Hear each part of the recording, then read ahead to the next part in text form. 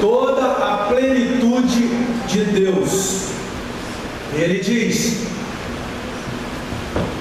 que é para que conheçamos a altura, a profundidade, o comprimento e a largura, uma plenitude do conhecimento de Cristo. E aí ele diz ainda que isso seja impossível do ponto de vista lógico e humano, porque ele excede a todo entendimento humano. Então, o crente, ele se enche de Deus, ele tem plenitude de Deus, não é por conta de uma capacidade intelectual, mas é por conta de uma disposição de busca da presença e da comunhão do Senhor.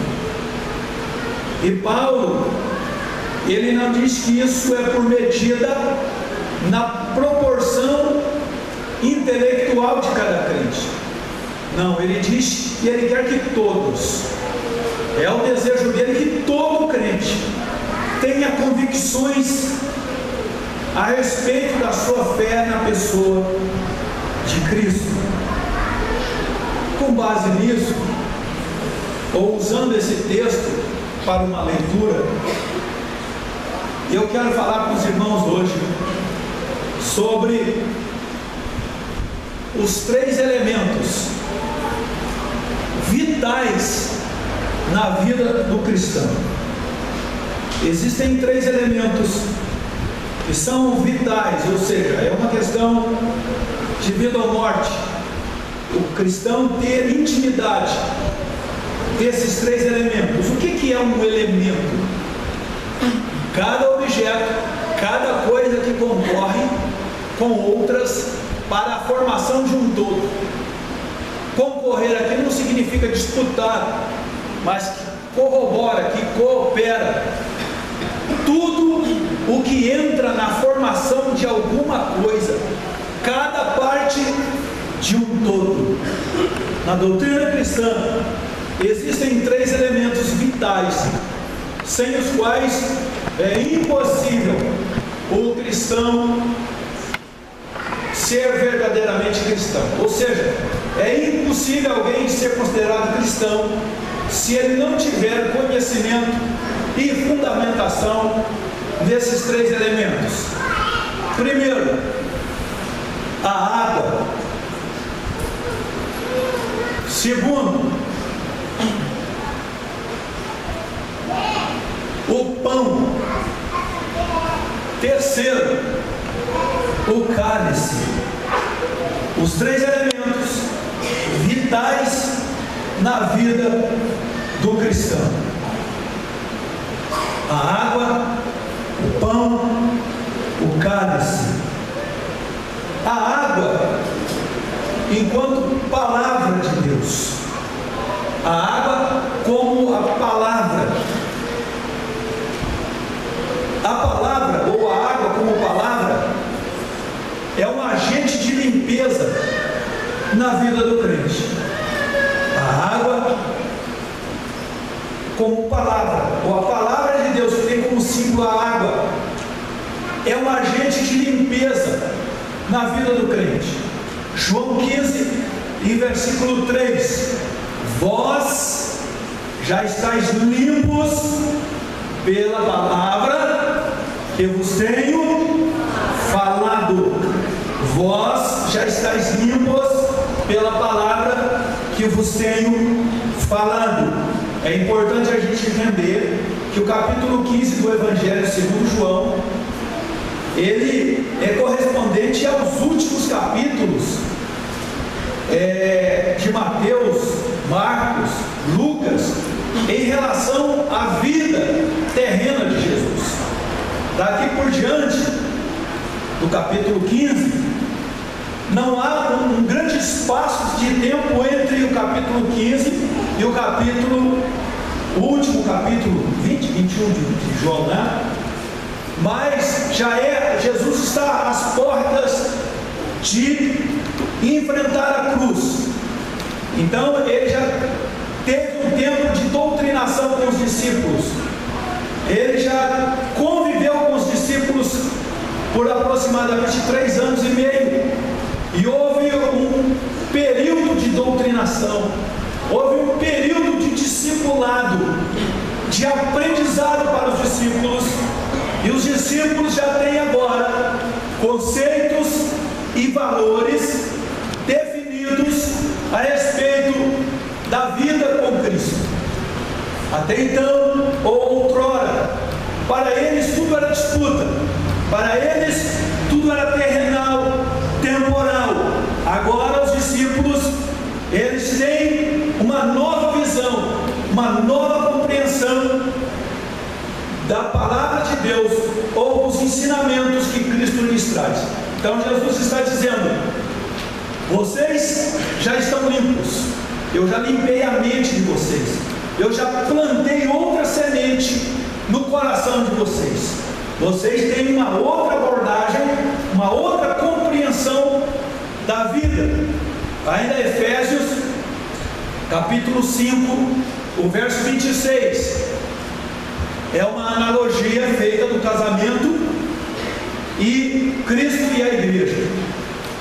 Paulo está falando, ele fala da vida conjugal, a maneira como o marido deve tratar uma esposa submissa, uma esposa leal e fiel, como o marido deve tratá-la.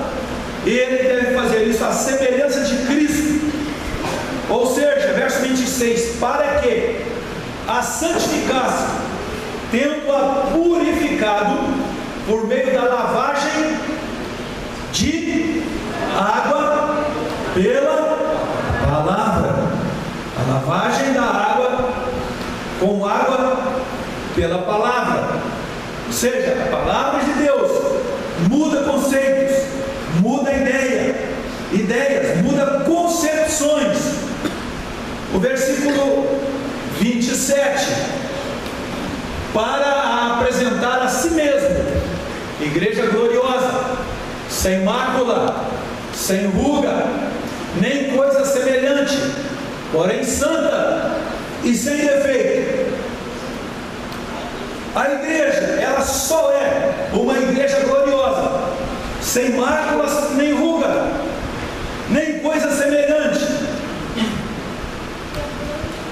santa e sem defeito, se ela tiver uma compreensão perfeita e correta da palavra de Deus, se houver uma aplicação cotidiana da palavra de Deus nas nossas vidas, só assim as nossas vidas estarão adequadamente no propósito, no querer do Senhor Jesus. Jesus santifica a sua igreja, ou seja, Ele a aperfeiçoa através da lavagem da água pela palavra. Você está percebendo a importância do elemento água, a importância que a palavra de Deus tem? Ainda sobre a água, como o agente de limpeza na vida do crente. Hebreus 10, 22. Cheguemos-nos com verdadeiro coração, em inteira certeza de fé, tendo o coração purificado da má consciência e o corpo lavado com água limpa ou com água pura. Cheguemos-nos com verdadeiro coração, ou seja, sem máscara. Se você olhar no espelho com máscara, você vai ver uma imagem, mas se você olhar no espelho sem máscara, você vai ver a sua verdadeira imagem, o seu verdadeiro estado. Então a palavra de Deus, ela é um espelho que nos possibilita enxergar o nosso verdadeiro estado. Não é a vida do outro que é o nosso parâmetro. Nosso parâmetro é a palavra de Deus. E outra versão diz que nós temos o nosso corpo lavado com água pura. Salmo 12, verso 6. As palavras do Senhor são palavras puras, como prata refinada em forno de barro, e purificada 7 vezes. Então a palavra de Deus, ela não tem contaminação, Quando a palavra de Deus é ministrada, é exposta, sem rodeios, sem sensacionalismo, a palavra de Deus ela é pura e ela pode limpar o nosso corpo, limpar as nossas vidas, nos colocar dentro dos parâmetros da vontade de Deus. Provérbios 30, verso 5: toda a palavra de Deus é pura, e escudo é para os que confiam nela.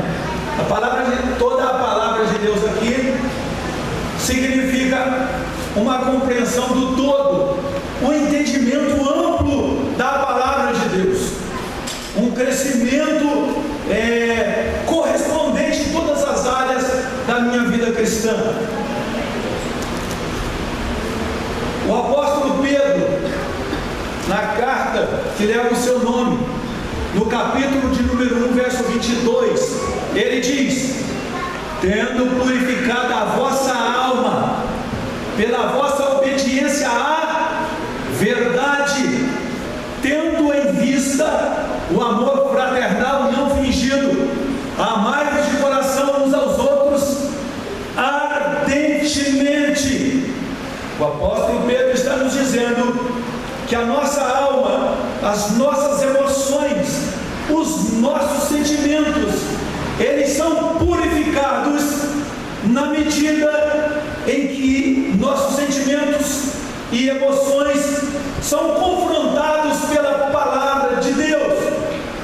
Quando nossos sentimentos e emoções, quando a nossa alma é submetida à obediência à verdade, o nosso amor não é fingido.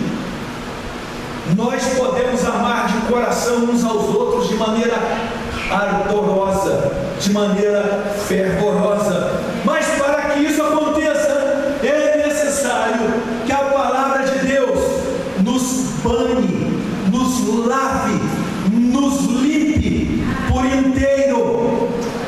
Certo? O Senhor Jesus, quando questionado pelos fariseus acerca dos discípulos que estavam quebrando os rituais judaicos, eles disseram assim: por que os seus discípulos não lavam as mãos?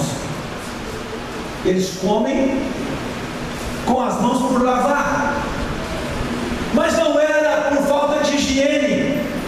Os judeus ou os fariseus não comiam sem lavar as mãos, mas não eram meramente por higiene, mas era por ritualismo. O texto diz que os fariseus não comiam sem lavar várias vezes, exaustivamente, as mãos. Era um ritual aquilo para eles. É importante que diáconos, que presbíteros e obreiros, ao fazer a higienização das mãos para o momento do repartir do pão, do cálice, entenda que isso não é um ritual, é higiene mesmo. É para colocarmos as mãos em algo que alguém vai ingerir, que alguém vai comer. Então é necessário lavar corretamente as mãos, fazer uma boa higienização das mãos. Os fariseus, todavia, não lavavam as mãos pura e simplesmente por higiene, mas era um ritualismo. E aí Jesus diz para eles que eles agiam com hipocrisia, porque se lavava apenas o exterior do copo, porém, quando se lava o copo por dentro, o seu exterior também fica limpo. Então, irmãos, vida cristã é mais do que vestimentas. Vida cristã é mais do que aparência física. Vida cristã é algo que brota do lado de dentro das nossas vidas, ou seja, começa no nosso interior e extravasa, ou seja, aparece no nosso exterior. É evidente que isso não é desculpa para que alguém ande de qualquer maneira, para que uma mulher cristã se vista de maneira indecorosa, indecente, sensual, desrespeitosa para com a igreja, para com a família. É lógico mulher, uma moça cristã, deve ter compostura na sua vestimenta. Mas é importante a gente entender isso, que o processo de transformação começa no nosso interior. Deus quer mudar as nossas vidas pelo lado de dentro, começando nos nossos sentimentos, nas nossas emoções, nos nossos conceitos, nas nossas ideias.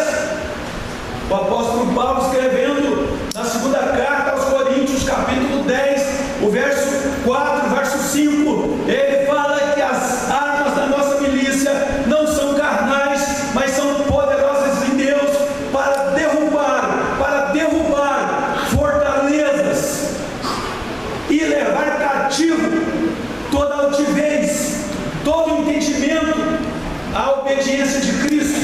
Ou seja, nós somos arrogantes por natureza, nós somos desobedientes por natureza, e é necessário que através da palavra de Deus coloquemos por terra conceitos e ideias equivocadas.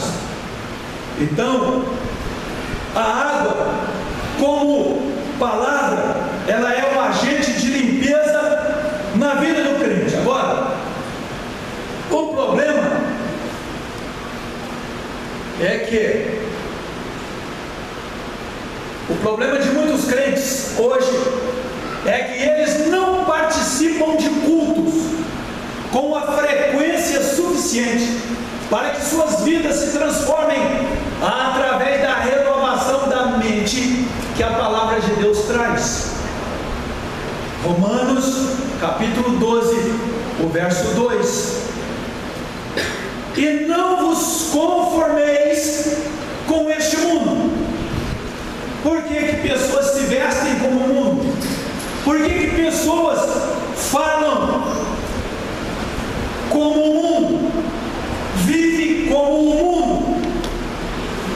É pelo fato de não terem as suas mentes transformadas, ou as suas vidas transformadas pela renovação do entendimento. Quando é que o meu entendimento é renovado? Todas as vezes que eu ouço uma verdade que me era desconhecida sobre determinada área da minha vida, eu leio isso na Bíblia, eu ouço uma mensagem a respeito disso, a minha mente é imediatamente iluminada. Se eu não tomar uma atitude imediata de mudança, eu caio na mesmice. Aquele ardor momentâneo que a palavra de Deus causa, aquela inquietação, aquela incomodação que a palavra gera, se não for acompanhada de uma atitude imediata minha, de uma decisão firme da minha parte, eu continuarei na mesmice de sempre. A palavra de Deus não vai surtir efeito em mim.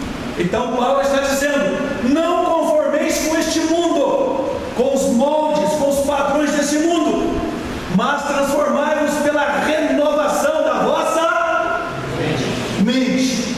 Como é que você pensa hoje? Como é que é a tua mentalidade cristã hoje? Você tem uma mente nova? Cristo já iluminou os olhos do teu entendimento? Transforme-se. Paulo diz que esta é a única maneira de nós experimentarmos, de nós provarmos qual seja a agradável, ou seja, a boa, a agradável e perfeita vontade de Deus. Por que a maioria de nós não sabemos a que altura do caminho estamos? Por que a gente não sabe se está indo ou se está voltando? Se está no meio ou se está na beirada? Se está no fim ou se está no começo? Por quê? Porque nós não temos disposição de mudança. Então acabamos por não sabermos qual é a boa vontade de Deus. Deus tem uma vontade boa. A vontade de Deus, irmãos, não é nos contrariar, em privar o crente das coisas. Não é esse o ideal de Deus. Deus, ele tem uma vontade boa. A vontade de Deus, ela é agradável, ela é prazerosa e ela também é perfeita. A única maneira se ter uma experiência boa, agradável, perfeita, da vontade de Deus, dos projetos, dos planos de Deus para a minha vida, é eu me inconformar com o mundo, certo? Há pessoas que quase não vêm na igreja, quase não vêm para os cultos, e quando vem, e quando chega na hora da mensagem, o que essas pessoas querem? Olha, não sei se dá para ler aí de longe. Um cartaz está escrito assim: não fala do inferno. Esse assunto me é desconfortável. O outro diz: por favor, não diga que é pecado, mas que são escolhas erradas. Depois diga-me outra vez o quanto Deus quer me abençoar. Aí já temos mais nítido. Verifique se há programação para meus filhos, e lembre-se de quanto dinheiro eu dou a cada semana nessa igreja. Cada pessoa tem o seu propósito quando chega aqui. Quase não vem, mas quando aparece, o culto não foi do jeito que eu esperava, não foi da maneira que eu queria. Mas veja só, a água ou a palavra é um agente de limpeza para as nossas vidas. Há crentes que não se banham mais com frequência da palavra de Deus, porque se tornaram adeptos dos lencinhos espirituais umedecidos. O crente não toma mais banho da palavra, ele usa lencinhos umedecidos. O que são lencinhos umedecidos? É o tradicional banho de gato, é as preciosas promessas, é as profetadas, e as revelações. Deus só tem bênção para mim. Profecia de vem como está e fica como quiser. Então, os adeptos de lencinhos umedecidos não gostam de tomar banho. Judas classifica essas pessoas de manchas em nossas festas de caridade ou nos nossos banquetes de Santa Ceia. Banqueteiam-se convosco sem temor, faz o que dá na cabeça o mês inteiro e vem e participa do pão, do cálice, sem nenhum temor. Ele não está vendo acontecer nada com ele não percebe que a família está na bancarrota, que a vida está destruída, mas ele em si não sente nada, não tem temor. Por quê? Porque ele só usa lencinho umedecido. Apacenta-se a si mesmo. Eu não preciso de ensino, eu não preciso de doutrina, eu já conheço, eu sou crente antigo, eu já passei em muitas igrejas. Esse é o seu problema, você não tem um padrão doutrinário definido. Esse é o teu grave problema. Se você não fizer uma purificação dos seus conceitos e ideias, você não vai para lugar nenhum. Você é uma pessoa de mente confusa, você não sabe no que acredita, você não tem um padrão doutrinário definido para a sua vida, você tem conceitos e ideias equivocados e se sente no direito de contestar os ensinos da palavra de Deus ministrados na igreja. Então, isso porque você apacenta a si mesmo. Quando se aborrecer aqui, vai para outro lugar, vai se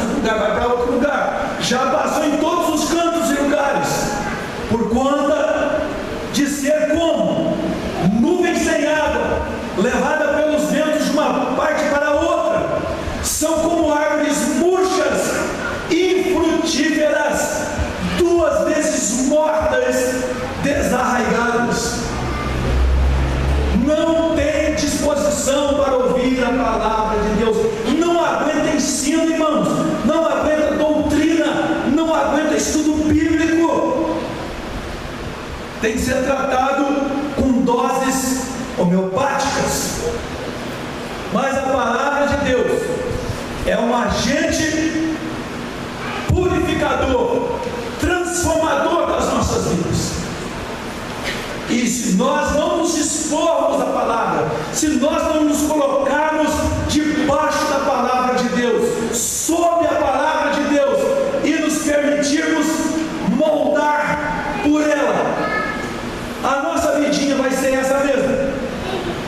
É a vidinha da galinha da Angola. Qual que é o canto da galinha da Angola? Estou fraco, estou fraco, estou fraco e estou fraco. Agora, a água, como o Espírito Santo, a essência da vida do cristão. João 4:10.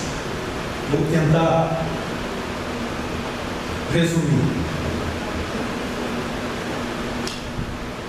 João 4:10. Aí é Jesus, a samaritana, sentada à beira do poço. Jesus está sentado à beira do poço. A mulher chega para tirar água. Jesus pede beber, mas ele estava apenas puxando diálogo com ela. E então, lá pelo verso 10, o Senhor Jesus diz para ela: se conheceras o dom de Deus, o presente que Deus quer te dar, e quem é que te pede, dá-me de beber, tu lhe pedirias e ele te daria água viva. Verso 13.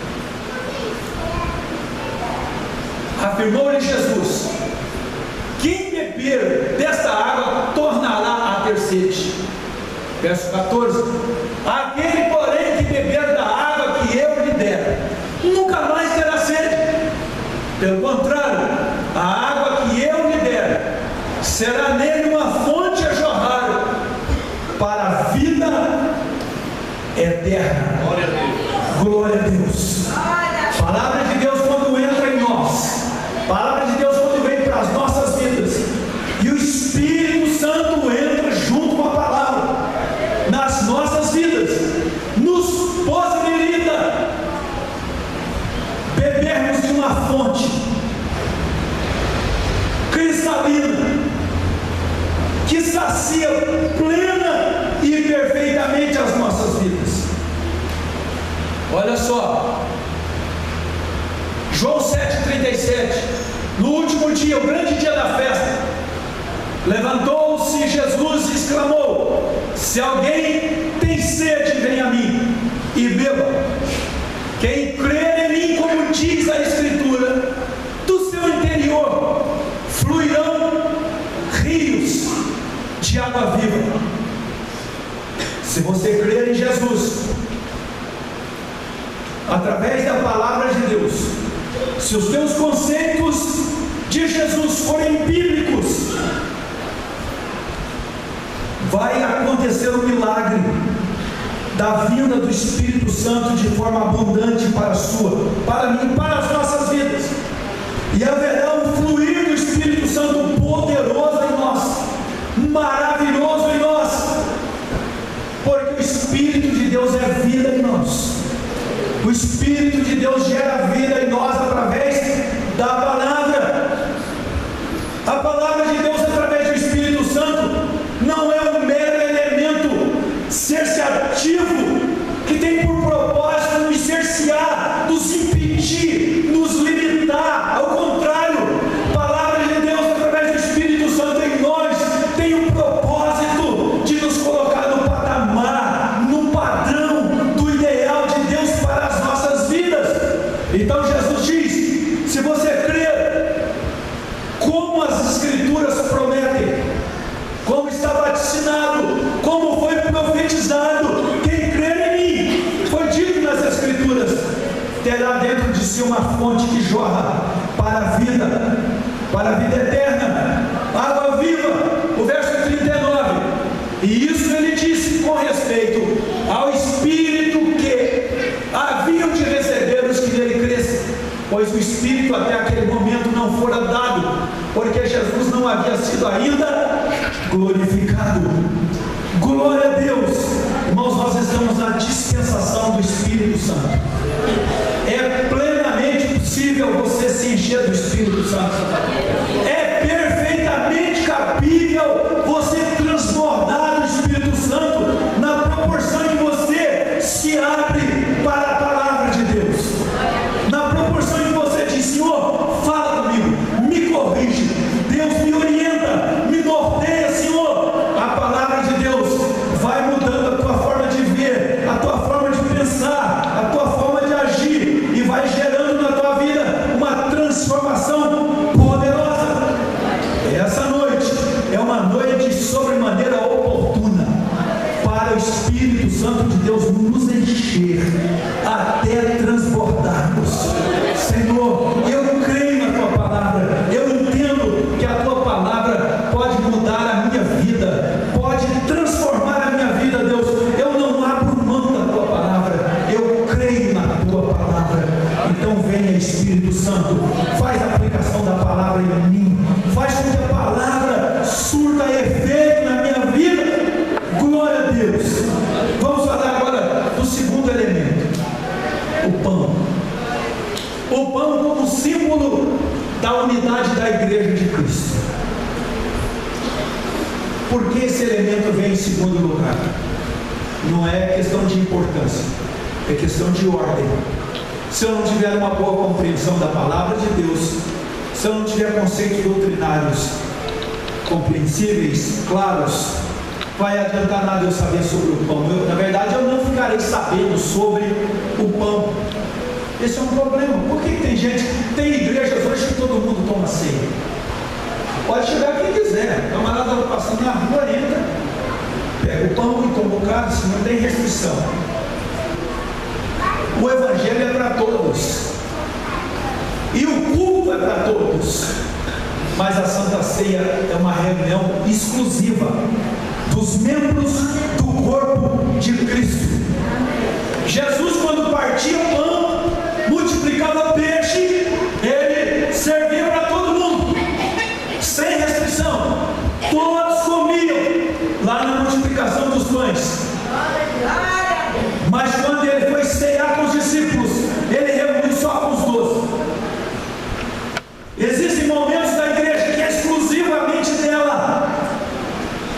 A gente não vai proibir um visitante estar na igreja num culto assim, tanto que hoje nós fazemos o culto com a porta aberta, mas não podemos dar continuidade no ato da ceia sem deixar a pessoa consciente de que esse ato é um ato exclusivo de quem já passou pelo novo nascimento, de quem foi salvo e transformado pelo Senhor Jesus. Não é lícito, em hipótese nenhuma, uma mãe colocar pedacinhos de pão na boca de criança, um restinho de suco na boca de criança. Não é pertinente, não é correto, não é bíblico e não é certo. A ceia é exclusiva para pessoas adultas, batizadas, membros do corpo de Cristo, que já compreendem essas verdades doutrinárias. É importante que saibamos isso, porque do contrário, nós não teremos uma vida cristã bem sucedida. Então veja só, o pão como símbolo da unidade da igreja de Cristo. Efésios capítulo 4, verso 11, fala da constituição do ministério, e ele escolheu alguns para apóstolos, outros para profetas, outros para evangelistas, outros ainda para pastores e mestres.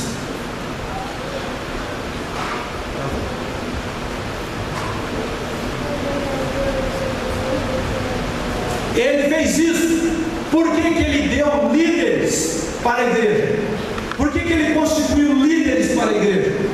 Ele fez isso para que o povo de Deus esteja mais bem aparelhado para fazer uma obra melhor para ele, edificando a igreja, o corpo de Cristo.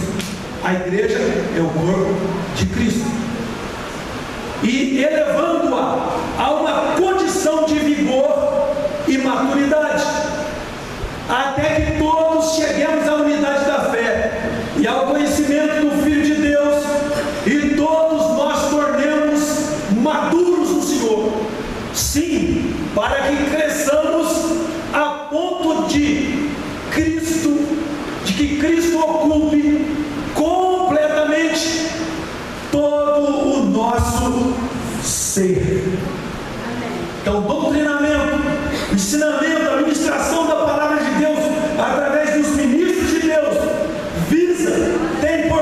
que propósito? Edificar o corpo de Cristo, gerar unidade.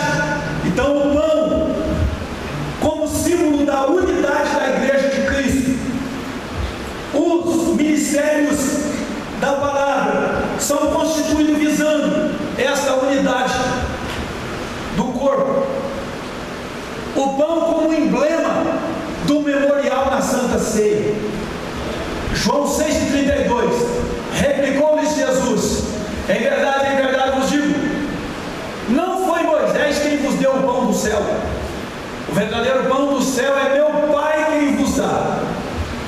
O povo está dizendo para Jesus aqui nesse contexto que Moisés deu maná para eles comerem no deserto, e Jesus está replicando dizendo que na verdade quem deu pão para eles foi o seu Pai, o Pai que está no céu, que deu pão no céu.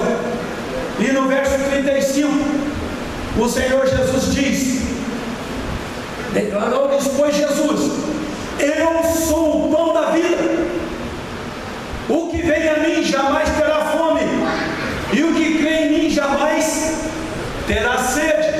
Verso 51, eu sou o pão vivo que desceu do céu, se alguém dele comer, viverá eternamente, e o pão que eu darei pela vida do mundo é a minha carne. Agora, primeira carta de Paulo aos Coríntios 11, verso 23, porque eu recebi do Senhor o que também vos ensinei, que o Senhor Jesus, na noite em que foi traído, tomou o pão e, tendo dado graças, o partiu e disse: tomai e comei, isto é o meu corpo que é partido por vós, fazei isso em memória de mim. O pão como símbolo ou como emblema desse memorial da Santa Ceia, mas também o pão como emblema ou como símbolo da unidade do corpo. Acha para mim aí, Angel, eu acho que eu não salvei esse versículo. Nossa, está aqui sim.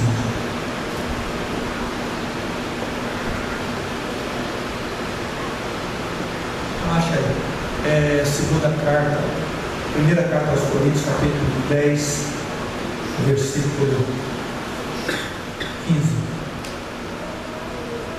Falo como a entendidos, julgai vós mesmos o que digo. Paulo está falando para qualquer pessoa, sim ou não? Paulo está dirigindo a qualquer pessoa, sim ou não? Ele está falando sobre a Santa Ceia para quem? Para quem? Para entendidos, para quem sabe o que está fazendo, para quem sabe o que é que significa essa reunião, a que fim se destina esse ato aqui hoje. Falo como a entendidos, vocês vão avaliar o que eu vou dizer. Paulo está dizendo, verso 16: porventura o cálice de bênção que abençoamos não é a comunhão do sangue de Cristo? E aí sim a última parte, o pão que partimos não é porventura a comunhão do corpo de Cristo? Comungar, irmãos, não é meramente comer. Existe um equívoco. A pessoa acha que vai tomar comunhão. Existe uma linguagem da hóstia do catolicismo que tomar comunhão é comer, mas celebrar essa unidade, a comunhão, a palavra comunhão significa comunhão ou união em comum, unir em torno de um propósito único, específico e exclusivo. Então o pão ele é um símbolo de quê? Do corpo de Cristo, do corpo de Cristo que foi pregado na cruz. Para o ato da ceia, sim, mas para o simbolismo, não. Veja o verso 17: porque nós, sendo muitos, somos um só, o quê? Somos o quê? Um pão. Nós somos elementos de uma mesma massa, componentes ou ingredientes de um mesmo pão. Então, enquanto pão, enquanto corpo, nós somos indivisíveis, nós somos membros uns dos outros, e não podemos estar divididos, porque enquanto o corpo de Cristo, não podemos ser dessecados, porque nós não somos um corpo morto no ML, mas a Bíblia diz que o Espírito de Cristo que veio para nós, ele trouxe vida, existe vida, e não se seca aquilo que está vivo. Então não há separação no corpo de Cristo, há unidade, há um só corpo, porque todos participamos do mesmo pão. Participar do mesmo pão não é meramente comer do mesmo pão que foi feito aqui, mas participar é fazer parte, é compor, é pertencer a uma mesma massa. Consegue entender isso, irmão? Pelo amor de Deus, isso te toca de alguma maneira? Você consegue olhar para quem está do teu lado e entender que ele é parte de você? Você consegue assimilar isso? Você percebe a grandeza disso? Eu e você somos inseparáveis, indivisíveis. Aleluia! Glórias ao nome do Senhor Jesus. Haveria que se ter aqui nesse ambiente todas as possibilidades de uma ação do Espírito Santo entre nós, de um mover do Espírito Santo, de uma outra parte da igreja do templo, porque somos parte de uma mesma massa. Glórias ao nome do Senhor Jesus. Pertencemos ao mesmo corpo, somos partes de um mesmo corpo. Agora, o cálice é memorial do sacrifício e o símbolo da vida do corpo de Cristo. Uma parte do corpo que não faz sangue, acontece o que com ela? O que acontece com parte do nosso corpo que não é irrigada? Apodrece, gangrena, morre. Tem que amputar parte do corpo que não está sendo irrigado pelo sangue. Então veja só, o suco, ou seja, o cálice, ele simboliza, ele é memorial, ele é um sacrifício do Senhor Jesus, mas ele é símbolo da vida do corpo. 1 de Paulo aos Coríntios 11, 25: por semelhante modo, depois de haver ceado, tomou também o cálice, dizendo: esse cálice é a nova aliança no meu sangue, fazei isto todas as vezes que beberdes em memória de mim. Então a Santa Ceia é um memorial. Quando eu pego o cálice, eu tenho que ter em mente o que o Senhor Jesus fez por mim na cruz. Ele morreu por mim, pobre, miserável, indigno pecador, mas ele morreu por mim e ponto. Irmãos, isso é inquestionável. O diabo não tem legitimidade, não tem direito para chegar para quem quer que seja aqui nessa noite, por pior que tenha sido a vida pregressa dessa pessoa, por pior que tenha sido o estado, os atos dessa pessoa no passado. Se ela aceitou Jesus como Salvador, se ela creu no Senhor Jesus ao ponto de se batizar nas águas, o diabo está impedido, está proibido, desautorizado de apontar para essa pessoa e fazer qualquer menção do seu passado. Oh, aleluia! Aleluia! Glória a Deus! Eu posso pegar um cálice e não olhar para a minha vida pregressa, mas olhar para aquele que foi capaz de me amar com minha vida pregressa e tudo, e morreu por mim para me dar vida nova. Aleluia! Glórias ao nome do Senhor Jesus. 1 Coríntios 10, 15. Paulo de novo, ele vai vai dizer que a Santa Ceia não é para qualquer um, é para entendidos. Verso 16: porventura o cálice da bênção que abençoamos não é a comunhão do sangue de Cristo, ou seja, a união comum de todos nós, irrigados como partes e membros de um corpo, por onde o sangue de Cristo passa, por onde o sangue de Jesus tem acesso a todos os membros do seu corpo. Não tem parte do corpo de Cristo gangrenado aqui não, meu irmão. Glória a Deus, você está vivo. O sangue de Jesus, ele gera e leva vida para o seu corpo e para a sua vida. Em João capítulo 6, verso 53, respondeu-lhes Jesus: em verdade vos digo, se não comerdes a carne do Filho do Homem e não beberdes o seu sangue, não tendes vida em vós mesmos. Vou dizer de novo, lógico que isso que está aqui é um simbolismo. Nós vamos usar esses emblemas para simbolizar corpo e sangue, mas comer a carne do Senhor e beber do seu sangue não é simplesmente comer pão e beber suco de uva, é compreender a doutrina estabelecida pelo Senhor Jesus, é ter uma noção e um conceito correto de tudo isso que eu falei aqui. Você é parte do corpo, você é integrante do corpo, você pertence ao corpo, você é do corpo de Cristo. O verso de número 55: quem comer a minha carne e beber meu sangue tem vida eterna, e eu o ressuscitarei no último dia. Verso 55: pois a minha carne é verdadeira comida e o meu sangue é verdadeira bebida.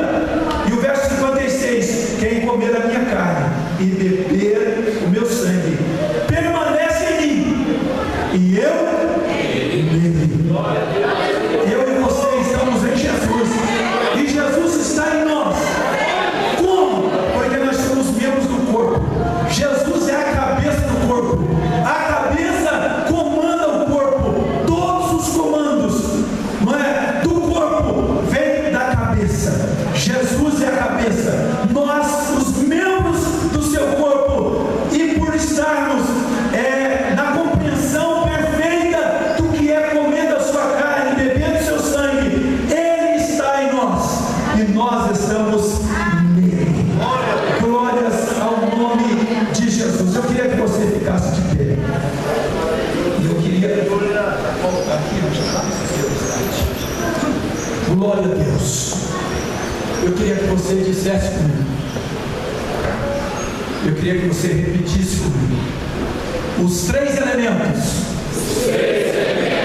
vitais na vida do cristão, ou seja, na minha vida. De novo, na minha vida. Esses elementos são vitais para a minha vida cristã: água, pão e o cálice. A água como palavra, a água como Espírito Santo, o pão como o corpo místico de Cristo e símbolo da sua morte, o cálice como memorial do seu sacrifício e símbolo da sua vida em mim. Eu entendo isso, eu compreendo isso, e eu adoro por isso, e eu exalto a Deus por isso, eu glorifico a Deus por isso. Eu comungarei a presença poderosa do Senhor aqui hoje, eu desfrutarei da presença do Senhor nesse culto, porque eu estou inserido no corpo de Cristo para isso.